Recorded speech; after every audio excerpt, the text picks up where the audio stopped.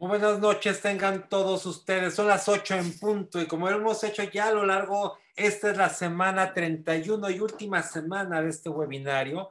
Estamos transmitiendo completamente en vivo a través de plataforma Zoom y simultáneamente a través de Facebook Live de Yo Soy Médico 17, a quien siempre agradezco que nos haya facilitado y nos siga facilitando esta plataforma para llegar a más profesionales de la salud. Hoy nos ven de México, por supuesto, Estados Unidos, República Dominicana, Panamá, Ecuador. Vamos a ver de qué otros países se van conectando a lo largo de esta plática. Como ustedes veían en la pantalla de inicio, el último día, este próximo viernes, tenemos todavía un sorteo de algunas tabletas más, son microcomputadoras, solamente hay que enviar a un texto que aparece en pantalla en Facebook de Medical Legal Center. También les informo que este webinario llega a su fin este próximo viernes. Sin embargo, el nuevo formato consiste en tres cosas que veremos en la semana. El lunes iniciamos con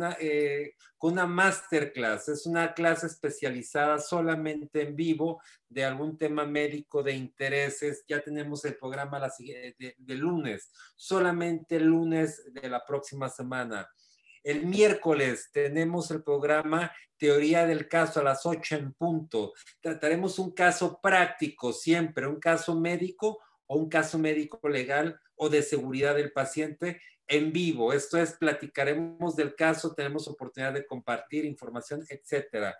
Y el viernes cerraremos con un podcast. Ese es una grabación que estará disponible en Spotify y en YouTube todos los viernes a partir de las 8 de la mañana y lo tendrán toda la semana para poder verlo, siempre con temas interesantes. Es un podcast que no dura más de 10 minutos, lo podrán ustedes escuchar en su teléfono conectado a su vehículo en el traslado de un hospital a otro o incluso en traslados en cualquier momento. 10 minutos está en YouTube, están en Spotify y lo pueden ver toda la semana. Es una grabación que a partir del viernes está disponible, pero lo podrán ver, escuchar en cualquier día de la semana.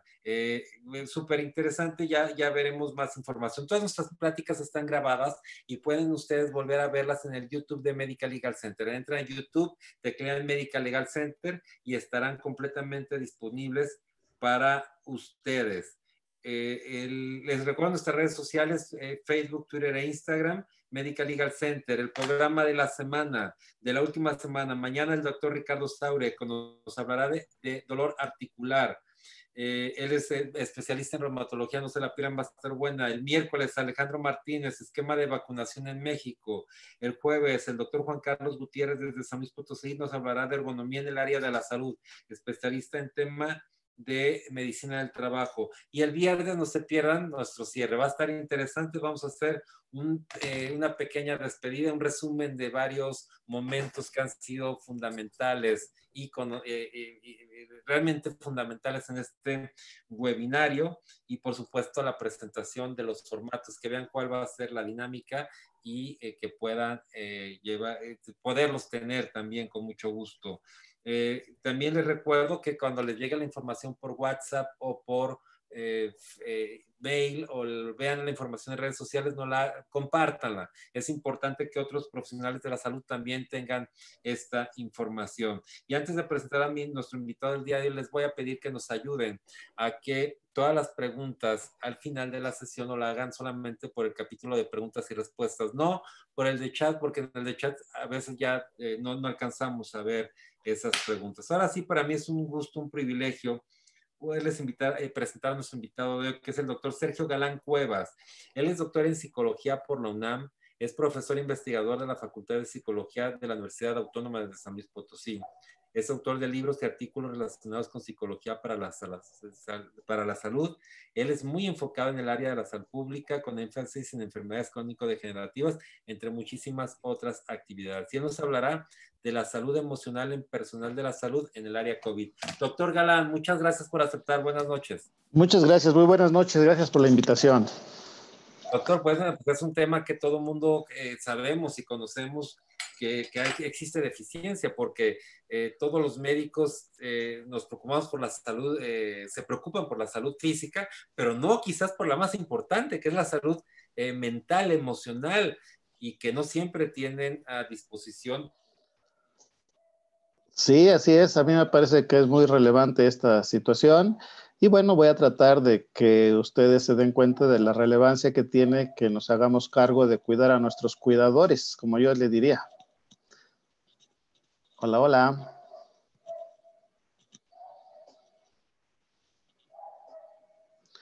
Ups, se congeló la imagen. Si me escuchan, a mí se congeló, parece la situación del licenciado Dávila. Bueno, entonces continuamos. A ver, entonces les decía yo que uno de los propósitos es que llamáramos la atención sobre esta situación de quién cuida a los cuidadores.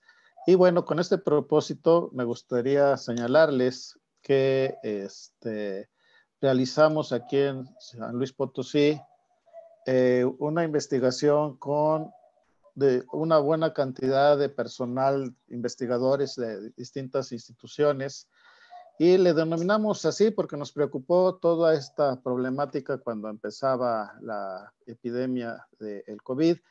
Y bueno, en ese sentido voy a ser el portador de lo que identificamos como relevante. Espero que les sea atractivo también a ustedes. Como bien es claro, desde ya mucho tiempo nosotros estamos configurando una visión de la salud desde una perspectiva integral, ¿sí? Entonces, le consideramos que la salud puede ser afectada por determinantes biológicos, determinantes sociales, determinantes ambientales o determinantes conductuales. Todos ellos juntos nos dan en realidad una visión de lo que podríamos entender en una persona para que ésta se mantenga sana o para que transite hacia estados de enfermedad. En ese sentido, creemos que es muy importante que ubiquemos esta perspectiva integral, ¿sí? Y bueno, les voy a presentar un poco de la información que seguramente muchos de ustedes tienen. Tengo esta información relacionada con cómo estamos en el mundo a partir de la fecha de antier, ¿sí? El 24 de octubre. Y bueno, podríamos decirles que tenemos 42 millones de casos y tenemos registradas un poco más de 1 millón de personas que han perdido la vida en este proceso. Esto nos da una letalidad de 2.71 y bueno, tendríamos que observar entonces que de cada 100 personas que en el mundo tienen COVID, que sabemos que tienen COVID, pues se nos mueren alrededor poco menos de 3, ¿sí? Y obviamente habrá países en donde tenemos un número mayor y otros países con menor letalidad inclusive que esta, ¿sí? Si pensamos que hoy en día en América es el país con más casos, ya va para 8,5 millones de casos, pero también le podemos poner atención a las defunciones y ellos llevan 223,000 personas, poco más, que han fallecido y su tasa de letalidad es de 2.64. Esto es un poco menos que la situación mundial, ¿sí? Lamentablemente en nuestro país, nosotros ya nos estamos acercando prácticamente a 1 millón de casos, ¿sí? 886,000, y tenemos alrededor de 88,000 personas que han fallecido y eso nos proporciona una letalidad muy alta de 10.01. De cada 100 personas que identificamos que tienen COVID, se nos mueren un poquito más de 10 y deberíamos de cuestionarnos sobre las razones por las cuales podemos observar esta elevadísima tasa de letalidad en México, ¿sí? Vamos a ver distintas situaciones. Yo vivo en la ciudad de San Luis Potosí, sí, y aquí en el estado de San Luis Potosí tenemos poco más de 27,000 casos, pero nuestra letalidad, en función de las defunciones, nuestra letalidad también sigue siendo muy alta. ¿Qué podemos observar? Pues seguramente que hay distintas condiciones. Por ejemplo, que en realidad el COVID es un conjunto de situaciones que complican la calidad de vida de las personas y podemos observar que las personas que mueren como consecuencia del COVID en general tienen más de 60 años, ¿sí? generalmente padecen, aparte de estar en la tercera edad, padecen problemas relacionados con la diabetes, con problemas de hipertensión, con problemas de obesidad, perdón, algunas de ellas también con tabaquismo y enfermedades renales. Entonces, como pueden ver, el hecho de que nosotros observemos el fallecimiento de una persona, pues tendríamos que considerar que si bien está muriendo como consecuencia del COVID, también hay otras razones que nos podrían llevar a explicar esta condición. Bueno, en ese sentido, me gustaría también comentarles que podemos ver que paulatinamente podemos empezar a considerar que estamos transitando de una epidemia a una sindemia, ¿sí?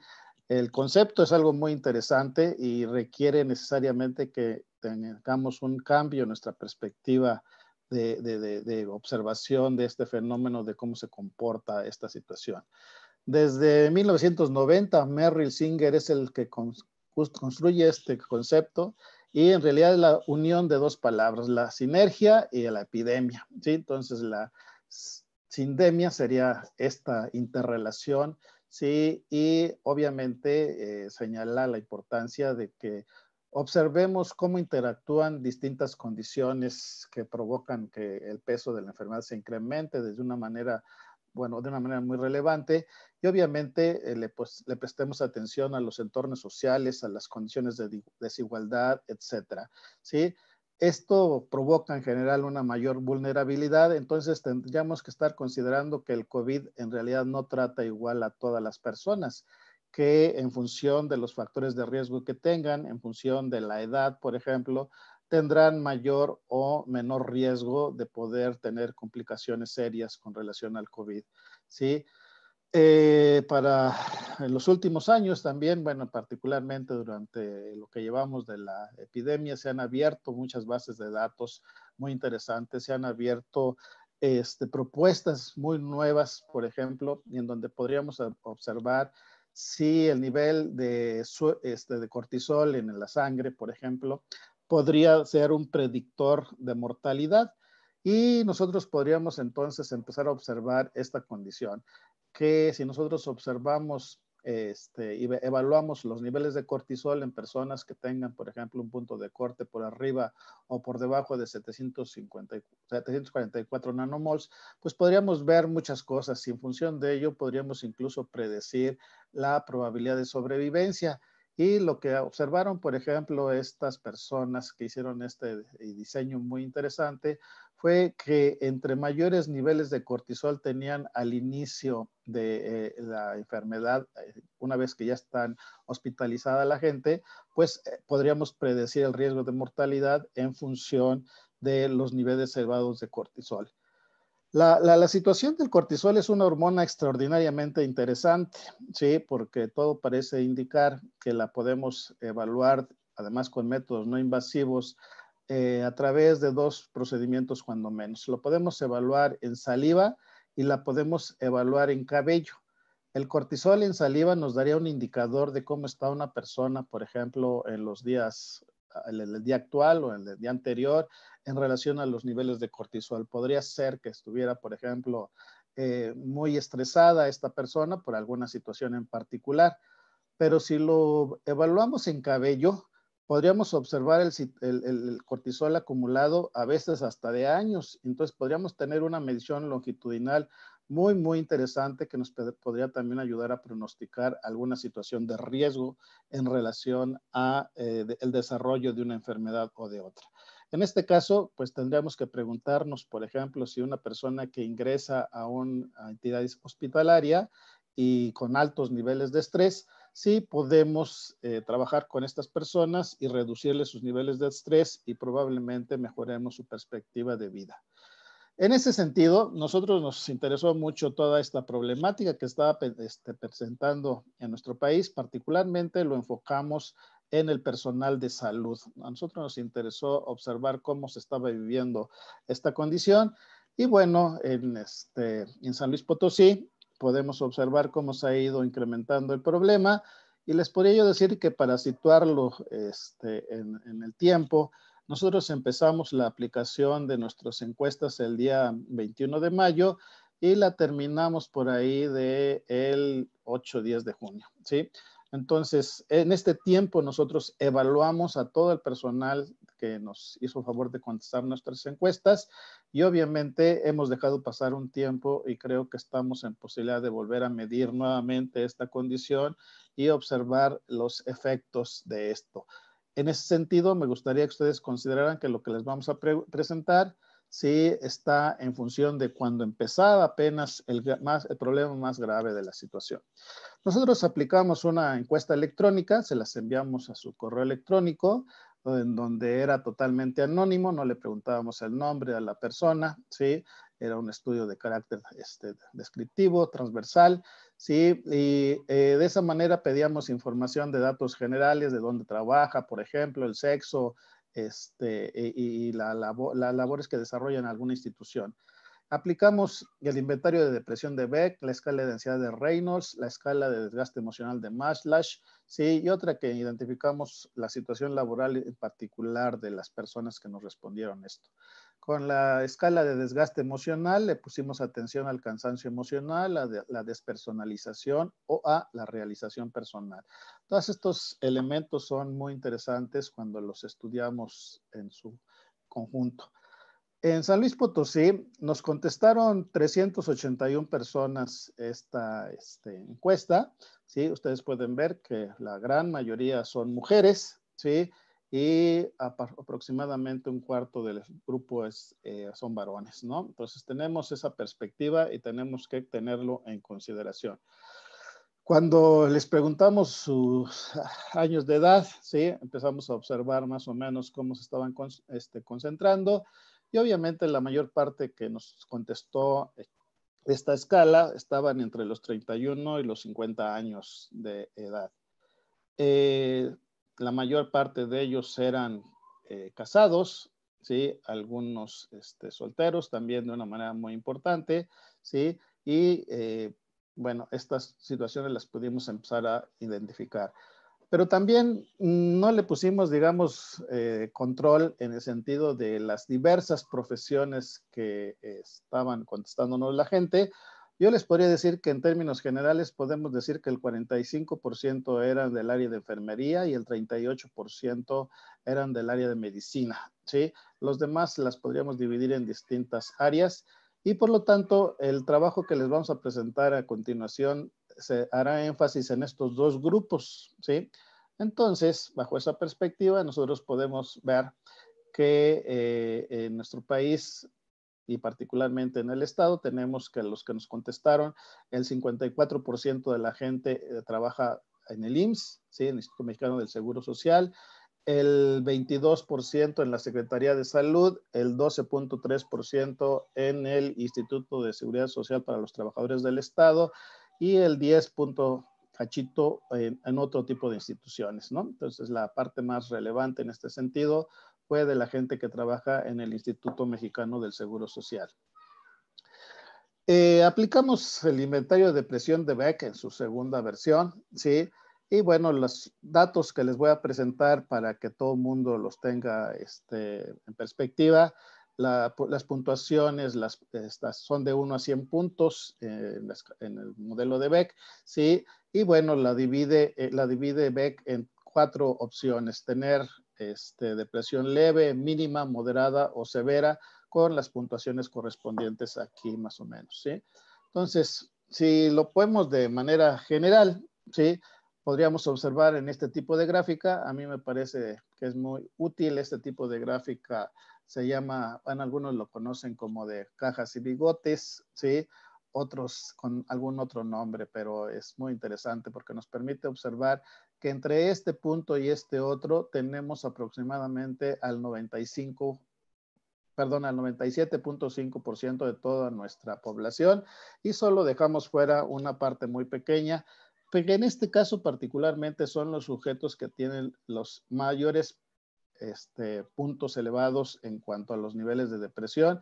Y desde aquí ya se empieza a configurar una situación interesante en el sentido de que, como pueden observar, hay diferencias notorias entre hombres y mujeres, ¿sí? Y las puntuaciones, por ejemplo, son un poco mayores en este tipo de de gráfico. Dentro del rectángulo, me gustaría que ustedes se identificaran que aquí vamos a encontrar al 50% de todas las mujeres, de aquí acá más o menos un 25% y otro pedacito acá otro 25%. En este sentido es igual, ¿sí? O sea, prácticamente tenemos la visibilidad de todos y cada uno de los sujetos. Por ejemplo, la persona que es una mujer que tiene el número 364 es la que presentó los mayores niveles de depresión en este caso, y en el lado de los varones, pues el sujeto número 85 es el que tuvo la puntuación más elevada. Si hubiéramos tenido su nombre, pues podríamos haberlos identificado sin mayor problema. No es el caso porque fue totalmente anónimo, nada más para fines exploratorios lo que hicimos en este momento, ¿sí? En ese mismo sentido, cuando nosotros comparamos cómo estaban los problemas de depresión por sexo en función de las instituciones, ¿sí? Por ejemplo, a las que están adscritas, al IMSS, al ISSSTE, etcétera, ustedes pueden también inmediatamente observar cómo la situación del lado femenino se recarga más, las puntuaciones son más altas y no son tan elevadas en la situación de los varones, pero me gustaría destacar que en ninguna de las circunstancias tenemos depresión, en este caso cero, o sea, todos tienen cuando menos un problema inicial de la depresión leve, moderada o severa, ¿no? Entonces, en esa circunstancia podemos observar distintas situaciones también. Cuando observamos esta problemática en las personas que estaban en área COVID o que están trabajando directamente en área COVID contra aquellas que no lo están, pues también podemos observar diferencias notables en cuanto a la situación de problemas depresivos, ¿no? Tanto en hombres como mujeres. Entonces, nosotros podríamos observar que si bien se presentan problemas en mujeres que están en área no COVID, pero es mucho mayor el problema en las mujeres que están en el área COVID. En los hombres también se presenta de una manera muy importante cuando trabajan en área COVID. Entonces, estamos viendo ahí problemas que van desde la depresión moderada hasta la depresión severa, ¿sí? Nuevamente, no hubo un solo sujeto que nos contestara que no tenía problemas depresivos. Si lo pensamos, por ejemplo, en función de las áreas específicas, ¿sí? Por ejemplo, hombres y mujeres que son médicos, pero que están adscritas o no al área COVID, pues obviamente ustedes pueden ver que inclusive se hace muy notoria esta diferencia en cuanto a las puntuaciones elevadas de depresión, ¿sí? Y obviamente hay incluso diferencias estadísticamente significativas muy importantes, lo cual nos puede ayudar a predecir pues problemas de distintos tipos. Si lo pensamos también en el área de enfermería, pues el mismo fenómeno se presenta más o menos con las mismas características. Las personas que están en área COVID presentan problemas depresivos de manera relevante, ¿sí? Un poco más acentuado inclusive en las mujeres, pero cuando los comparamos con las mujeres que no están en área COVID, pues observamos diferencias de disminución de los problemas depresivos, ¿sí? Entonces, esta situación yo creo que nos debe de llamar la atención de distintas formas, ¿no? Aplicamos también otra escala que es la escala de Maslow para ver distintas condiciones, por ejemplo, agotamiento emocional, despersonalización o realización personal, que esta está en contrapartida con las otras dos, por ejemplo. Estos podrían ser situaciones que identifiquen estrés laboral y estas si disminuye esa condición en función de cómo se sienten las personas en sus empleos. Y obviamente nos podemos encontrar también aspectos importantes, ¿sí? Los problemas relacionados con el estrés laboral son mayores nuevamente en las mujeres que en los varones, ¿sí? En todas las condiciones, independientemente de la institución, aunque, por ejemplo, en el caso del IMSS, ambos grupos se muestran muy similares, perdón, en cuanto a la situación del estrés laboral. Si observamos el ISSSTE en hombres y mujeres, pues podríamos observar que hay pequeñas diferencias, ¿sí? Pero de cualquier forma, nuevamente, por ejemplo, solo tenemos un sujeto que no nos reporta ninguna condición de estrés laboral y tenemos algunos muy relevantes que tienen un estrés laboral muy acentuado. Dentro de la escala de Maslow, les decía yo, una de estas es que empezábamos a observar situaciones de despersonalización, esto es, la gente empieza a tener problemas de comportamiento con relación a otros, y nuevamente en general las mujeres tienen puntuaciones más elevadas, con excepción de la situación de la gente que trabaja en el IMSS, donde parece que la demanda es muy, muy similar, ¿sí? En las otras instituciones, pues baja un poco esta situación problemática. Si observamos, por ejemplo, los niveles de cansancio emocional, sí, podemos también señalar que se presenta un poco con mayor frecuencia e intensidad en el área femenina, sí, un poco menos en el área masculina, y las puntuaciones en el IMSS son muy similares nuevamente en cuanto a esta condición de cansancio emocional. En términos muy amplios, tratamos de observar si, dependiendo de la institución, hubiera alguna que presentara algunas ventajas en cuanto a la problemática. Y como ustedes pueden identificar aquí, en todas las condiciones, en todas las instituciones, las mujeres tienen puntuaciones mucho más elevadas de todo esto y por lo tanto se vuelven candidatas idóneas a tener problemas de distintos tipos, ¿no? De carácter emocional. Tendríamos necesariamente que estar considerando que hay que ser cuidadosos con las personas que nos cuidan, ¿sí? Porque obviamente tenemos que observar que las personas toman decisiones y algunas de ellas de carácter muy relevante, como el hecho de inclusive intentar quitarse la vida o lograr quitarse la vida, ¿sí? En la, bibliografía, en las noticias, con mucha frecuencia observamos esta situación y que no es sino el resultado de toda esta problemática de estar viviendo constantemente con esta situación y obviamente tendríamos que estar determinando que el personal de salud también requiere que le prestemos la atención correspondiente para que hagamos intervenciones que reduzcan sustancialmente estos riesgos, ¿no? Entonces, no podemos permanecer inmunes porque de lo contrario, nosotros podríamos empezar a considerar que estas personas en el inmediato plazo o en el largo plazo también van a presentar problemas. Les recuerdo que los problemas de estrés no nada más son durante el momento de la situación problemática, sino también podemos identificar el problema del estrés postraumático. A veces la gente semanas o meses inclusive después empieza a tener comportamientos muy inusuales con relación a toda esta problemática que estamos señalando. Entonces, de manera general, esto es lo que a mí me gustaría mostrarles, que es una situación importante, ¿sí? Me gustaría señalar que en este caso la salud emocional en las mujeres es mucho más afectada, ¿sí?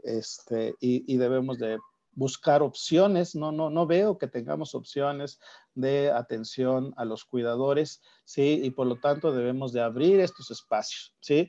Es más que obvio que en este momento las personas que trabajan en el área COVID están más expuestas en todo, ¿sí? Pero también en su situación emocional. Entonces, estas personas eventualmente podrían tener problemas serios en su condición una vez que empecemos a observar cómo se sigue manteniendo durante tanto tiempo a las personas en esta situación de estrés, ¿sí? Se vuelven cada vez más vulnerables y obviamente tendrán problemas más serios en el futuro inmediato, ¿sí? A mí me parece que es necesario que empecemos a observar que este es un problema de carácter sindémico, que tenemos que prestarle atención, por ejemplo, a la gente desde otra perspectiva. Por ejemplo, observar que si una persona mayor de 60 años no tiene problemas de diabetes, no tiene problemas de obesidad, no tiene problemas de hipertensión, pues seguramente no va a tener los mismos impactos en su salud, el COVID, que si los presenta, ¿no? Por ejemplo. Entonces, en esta circunstancia tenemos que ver las condiciones en las cuales están expuestas las personas. Y la otra que creo yo que necesitamos también prestarle atención es a esta situación de observar cómo tendríamos nosotros indicadores que nos permitan pronosticar la situación de pues un mayor problema en cuanto a la afectación en la salud. Si, por ejemplo, les medimos cortisol a las personas, tanto en saliva como en cabello, si a esas personas que las identifiquemos y que están en grupos de riesgo, bueno, pues si podemos también canalizarlas para que reciban la atención correspondiente y no observar simplemente que la gente se quita la vida, sino que pensemos que se está quitando la vida como consecuencia de no poder afrontar de una manera apropiada toda esta gran problemática, ¿sí? Y como consecuencia tendríamos que implementar acciones que nos permitan canalizar a las personas en riesgo para que de esta forma puedan recibir el acompañamiento correspondiente. Bueno, estas serían algunas de mis recomendaciones y me gustaría saber si podemos charlar un poco y ampliar sobre estos conceptos de lo que les acabo de presentar. Doctor, súper objetivo, excelente, qué bueno, una presentación muy dinámica. Hay varias preguntas, doctor. La doctora Bernadette Casillas dice, me llama muy interesante, dice, pero me llama mucho la atención que el personal que labora en instituciones privadas tiene niveles de depresión, de burnout y demás iguales y muchas veces mayores de los que trabajan en instituciones públicas. ¿Qué le diría a la doctora Bernadette? Bueno, aquí lo que sucede es que algunas personas en el estado, por ejemplo, no trabajan directamente como prestador de servicio a una institución, sino las contrata una entidad privada. Tenemos varias hospitales inclusive que trabajan en esa modalidad. Y de esa manera, pues no trabajan para la Secretaría de Salud o para el IMSS o para el ISSSTE, pero sí lo hacen de manera personal. Pues por eso están ahí también en esta situación problemática. La doctora Lucila Valderas, tomando en cuenta la salud emocional en su estudio, donde se vieron más infectados de COVID, ¿quiénes se vieron más infectados? ¿Los hombres o las mujeres? Parece ser que no hay mayor diferencia por sexo en cuanto a la situación de los infectados. El resultado de vivir o morir sí está muy determinado por la situación de sexo, o sea, es mayor el riesgo de morir en hombres que en mujeres, ¿sí? Pero también podemos observar varias cosas. Por ejemplo, en nuestro país, la esperanza de vida, que es de 75 años, es diferente también en hombres y en mujeres. Las mujeres tienen una esperanza de vida de 78 años y los varones de 72. Entonces, es como esperable esta condición en ese sentido, pero habría que ponerle también mayor atención a esta perspectiva de por qué los varones tenemos una esperanza de vida menor. Habría muchas explicaciones, obviamente, para ello, pero tendríamos que discutirlas de una manera muy amplia. Doctor Mainero, ¿cuál ha sido el apoyo psicológico en esta encuesta y cuál considera el factor principal de depresión?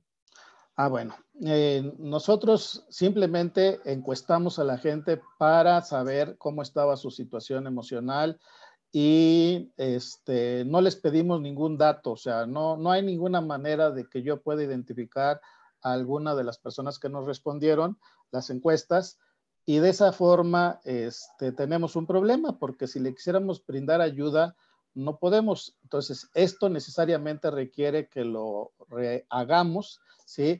Que de manera conjunta con los servicios de salud, tanto del Instituto Mexicano del Seguro Social, de la Secretaría de Salud, del ISSSTE, sí, se permita que identifiquemos a las personas, porque de esa manera podríamos ya identificarlas y canalizarlas.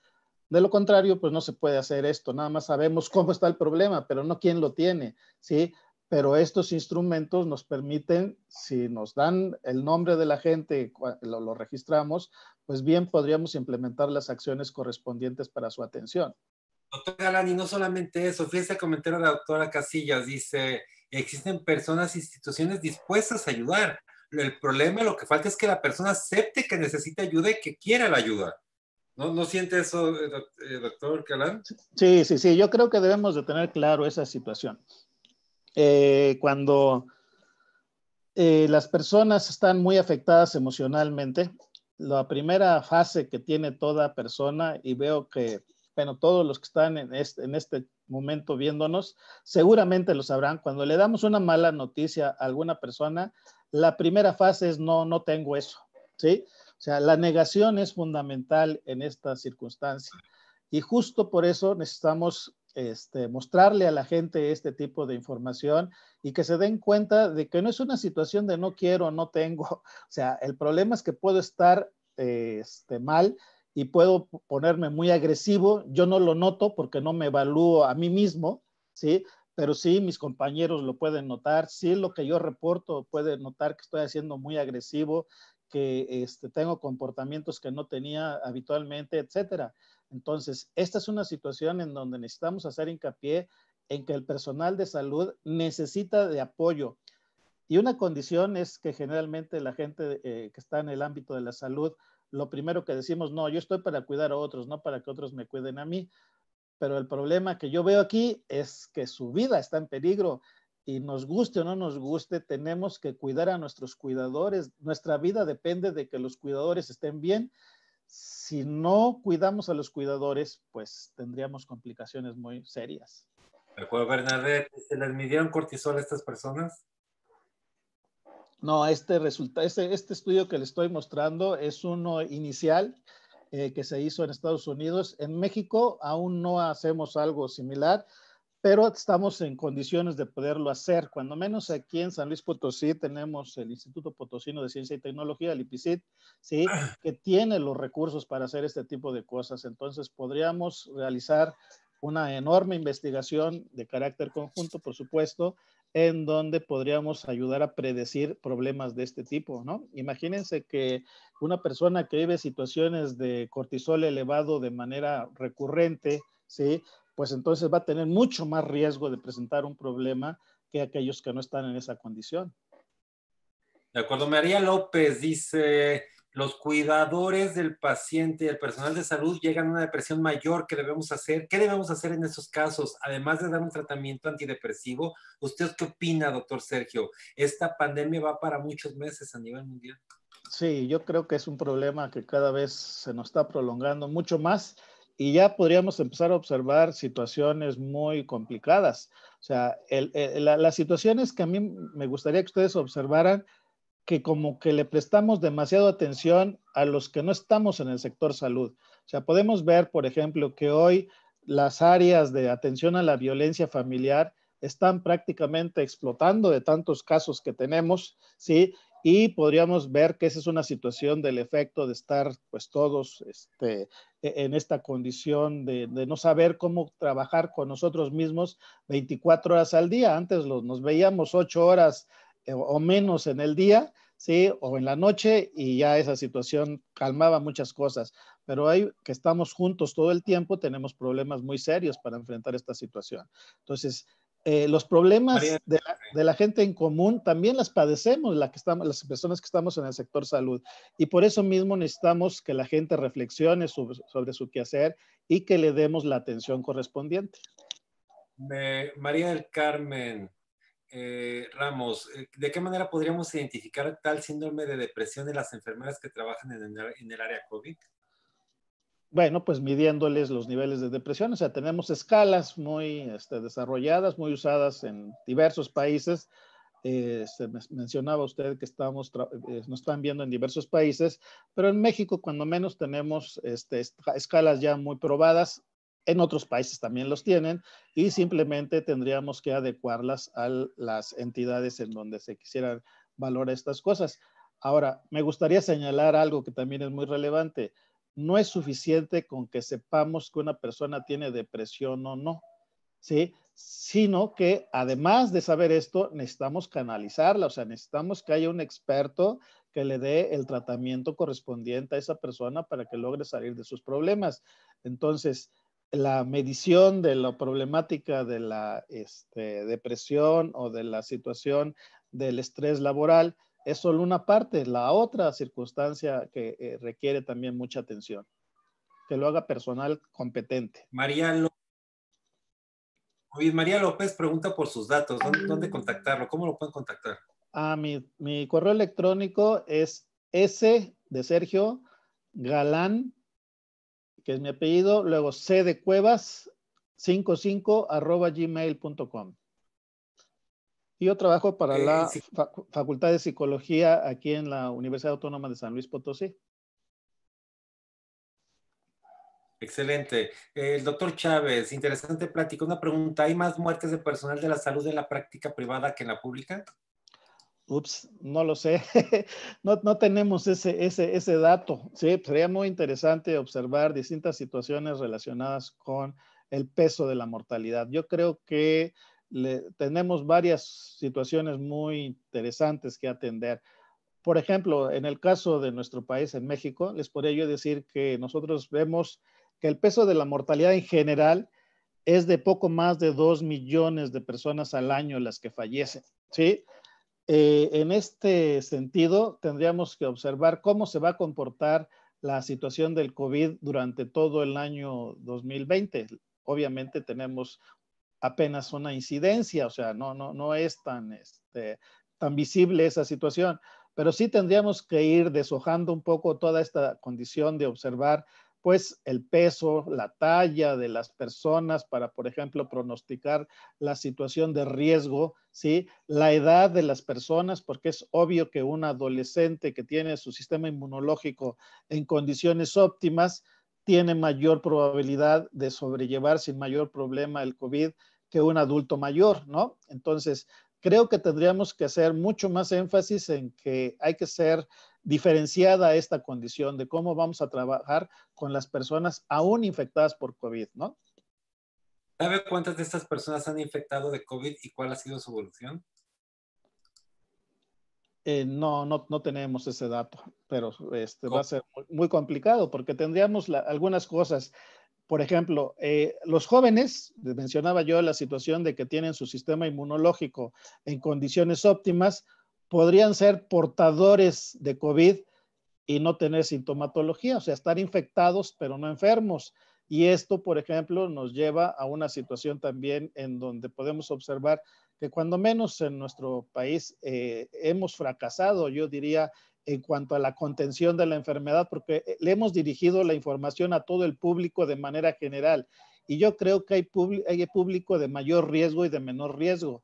En este caso, por ejemplo, los adolescentes, ¿sí? Son un grupo de riesgo, pero porque ellos llevan el COVID a su casa, ¿sí? Y se reúnen y hacen fiestas, etcétera, ¿sí? Pero ellos no van a tener problemas con el COVID. Los adultos mayores que no salen de su casa les llevan el COVID los jóvenes y son las personas que vemos como complicadas. Entonces necesitamos hacer publicidad por estratos, no de manera general, entre otras Gloria, muchas cosas. Gloria Perdón, Alvis, dice, con este estudio usted hizo recomendaciones a nivel central de la institución donde las personas resultaron más afectadas. hemos estado tratando de hacer la situación de difusión, ¿sí? Y esta es parte de la labor que estamos llevando a cabo, que todo el mundo se dé cuenta de la importancia que tiene que le demos atención al área médica y al área de enfermería.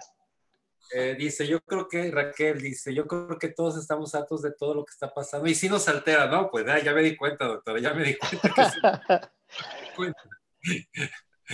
Eh, ¿Algún comentario, doctor? No, sí, así es importante que lo señalemos, que lo subrayemos, pero no es suficiente con que veamos el problema. Necesitamos ponerle atención y tratar de desarrollar las estrategias para su contención. O sea, necesitamos pasar de una actividad, en este caso, por ejemplo, de un pequeño grupo de investigadores, a crear políticas que nos permitan atender a toda el área médica o el área de salud, porque tanto los médicos como las enfermeras necesitan de atenderse, aunque no les agrade, aunque piensen que no están mal, si evaluamos, podrían llevarse sorpresas muy importantes. El doctor Chávez, otro problema es la empatía del personal de salud con los pacientes y no nada más la ansiedad y depresión propia del personal de salud. Sí, claro, hay muchos factores. No, estamos señalando quizás algunos muy relevantes nada más, pero es obvio que el problema debe ser visto desde una perspectiva absolutamente integrada. Raquel misma dice, entre los síntomas, dice agresión, indiferencia, cansancio, somatización a dolores musculares. Bueno, pues ya lo comentó. Así es. Norma ¿Podrían comentar qué instituciones pueden brindar ayuda?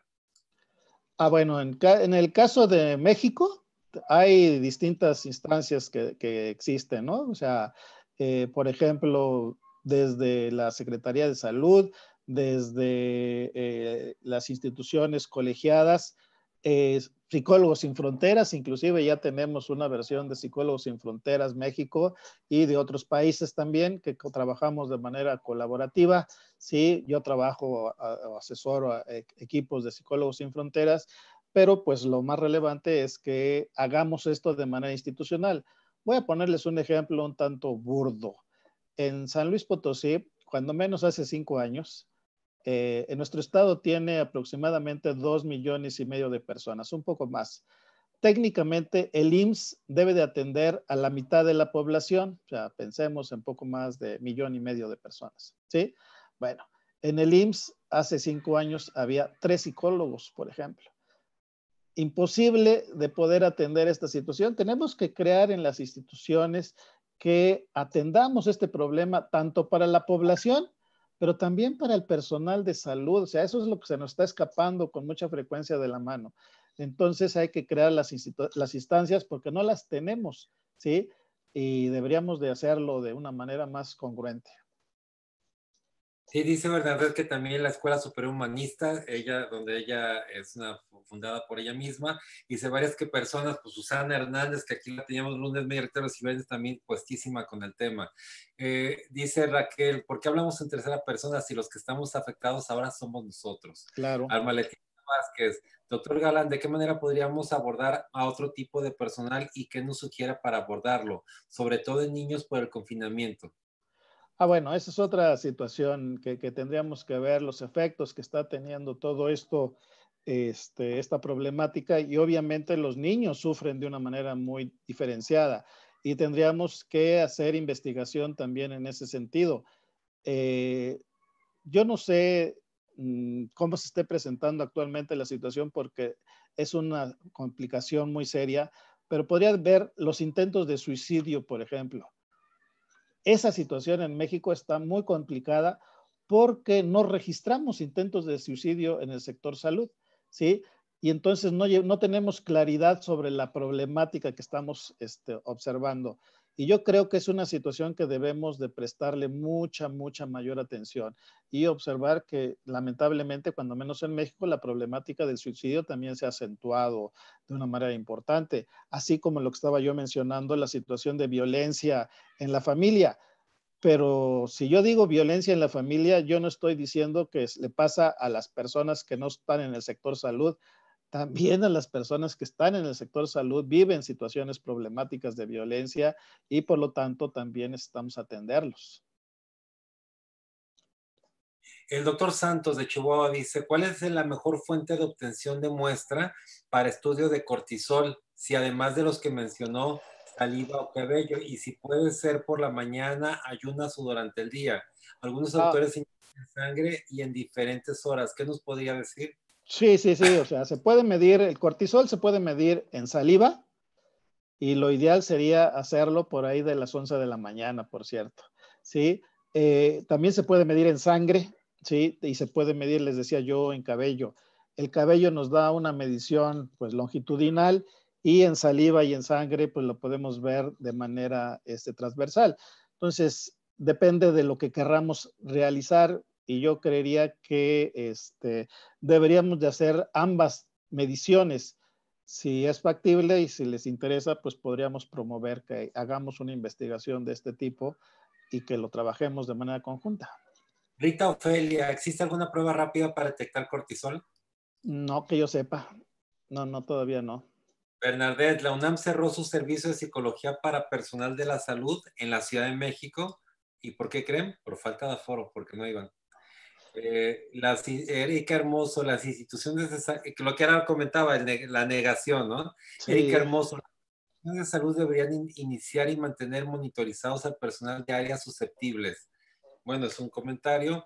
¿Usted qué opina, doctor? No, pues a mí me parece que eso es fundamental. A ver, si yo quisiera pensar en el grupo de riesgo que se incrementen todos los problemas relacionados con el COVID y el primero que debemos de cuidar, pues el principal grupo de riesgo son la gente que todos los días ve problemas de intubación, por ejemplo, problemas de gente que no sigue las indicaciones, problemas de violencia, problemas de los familiares que agreden al personal médico y paramédico, etcétera. O sea, toda esa situación yo la estoy enfocando en que nuestros cuidadores los debemos de cuidar de una manera muy, muy clara.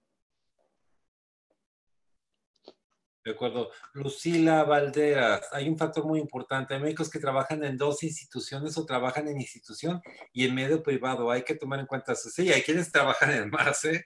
Así Me es. consta. Enrique Mainero, mientras no haya más pruebas, no sabemos dónde estamos y no se siguen los contactos. Pues sí, el seguimiento es importante. Norma Morán, me gustaría comentar que el IMSS tiene una calculadora que con estos parámetros sobre nivel de riesgo de acuerdo a edad, peso, talla, índice de masa corporal, comorbilidades de M2, HTAS, se llaman calculadora de complicación de salud por COVID. Se encuentra accesible en Internet. Pues tendríamos que tenerla a la mano todos. Muy bien. ¿Cuál sería a simple vista que un profesional de la salud está pasando por crisis de... ¿Cuál sería un síntoma a simple vista que un profesional de la salud está pasando por crisis depresiva al estar trabajando en área COVID? Pues pueden ser muchos los síntomas. O sea, la situación son tan variadas algunas cosas, por ejemplo, el hecho de que una persona deje de comer o que empiece a comer demasiado, por ejemplo, ¿sí? O que sufra cansancio emocional, ya no quiera levantarse a realizar sus labores, por ejemplo. O sea, en realidad no es sencillo hacer esta identificación y por eso necesitamos tener instrumentos de medición confiables y válidos que nos permitan identificar con mayor claridad estas cosas, ¿no? No es simplemente con el ojo clínico. Necesitamos, igual que para otras intervenciones de carácter biomédico, pues aplicar instrumentos apropiados. Norma Morán, ¿y qué si se desarrolló por estrés laboral? ¿Puede ser calificado como enfermedad del trabajo? Algunos ameritaron incapacidad. El IMSS está otorgando apoyo psicológico a personal de salud. Incluso se contrató personal con licenciatura en psicología para este fin. Sí, yo creo que la nueva norma que va a legislar sobre la situación del estrés en las empresas llevará a que observemos con mayor detalle toda esta problemática del estrés laboral, ¿sí? Y tendremos que tener pues a las personas que se dediquen a la contención de todo esto. Teódula Saavedra de la Ciudad de México dice, puede ser que en las entidades federativas se lleve a cabo estos programas en el interior, ya que la población médica es muy reducida. En la Ciudad de México es muy complicado, ya que los médicos salimos de trabajar y nos enfrentamos a situaciones adversas, tráfico, grandes distancias, pacientes y familiares agresivos. Asimismo, nadie se queda a terapias. Así es, Bueno, ese es un problema. Yo creo que en general podemos escuchar la opinión de que quién es el peor paciente, pues el médico, ¿sí? Aún en la situación de un problema común de salud, voy a pensar en diabetes, hipertensión, etcétera. Pero si lo acercamos a la problemática relacionada con lo que podría ser salud emocional o salud mental, yo creo que todo el mundo le tiene miedo. Lo hemos hecho una situación muy complicada de atender y por lo tanto nadie quiere decir siquiera que está trabajando con un profesional de la psicología. Norma Morán, la prueba de cortisol en suero tiene un costo promedio de 800 pesos y en laboratorios más accesibles hasta en 200 pesos. Alma Leticia Vázquez, si los debemos de cuidado al personal solamente usando un cubrebocas, pues no pueden ir al baño, usar un celular o consumir algún alimento sino hasta que termina su turno. Pues sí. Norma Morán, muchas gracias. Es motivante que tomen en cuenta este tema ya que parece ignorado y es importante su atención. Clemente Barrera, también sería importante una valoración por neurología, neurocirugía y psiquiatría, ya que puede haber alteraciones cerebrales como edema y por lo tanto psiquiátricos en pacientes con COVID, tratarlo en el personal médico y paramédico. Absolutamente de Y acuerdo. por último tenemos a Teresa Márquez, es muy importante dar apoyo emocional al personal de salud, ya que los trastornos emocionales están latentes y es lo mínimo que se puede hacer por este personal. Efectos negativos por confinamiento en niños es, en general y más en aquellos que la madre y el padre enfrentan altos niveles de estrés, ansiedad y depresión. Ingrid Norén, independientemente se debe realizar determinación de cortisol al personal del área COVID-19 para que estén enterados de su situación. Sí. Virginia Barrios, frecuentemente tenemos signos confusos en la depresión y estos se manifiestan con aumento de la actividad, aumento de tareas para mantenerse ocupados de más. Al final terminan con llanto, pacientes estresados por la situación en su área de trabajo con pacientes COVID. Y no, como que me identifica un poquito con eso que digo. Interesante sesión. Bueno, muchas felicitaciones, María del Carmen Ramos, Rubén Martínez, Gloria Reyes, Gildarda, Gloria Reyes especialmente otra vez, y mucha gente felicitándolo. Doctor Galán, por favor, su mensaje final a la comunidad médica. Bueno, a mí me gustaría señalar varias situaciones. La número uno es que no le estamos poniendo suficiente atención a la problemática de los cuidadores de la salud, ¿no? Por ello, les hago una muy cordial invitación a todos los que me escuchen. Si quieren que hagamos algo de manera conjunta, yo creo que podríamos convencer a las autoridades si les mostramos con datos que es fundamental que atendamos al personal de salud, ¿sí?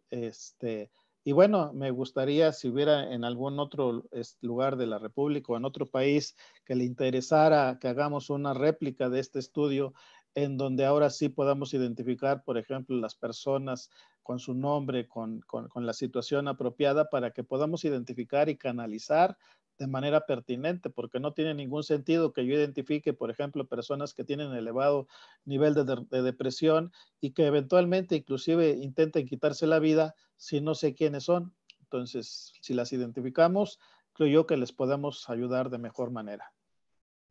Elizabeth de Facebook, Elizabeth Ramírez dice, todos tenemos ansiedad, enojo porque la población no se cuida y los gobiernos no hacen lo debido para que se cumplan los 3 básicos pasos. También gente en Facebook.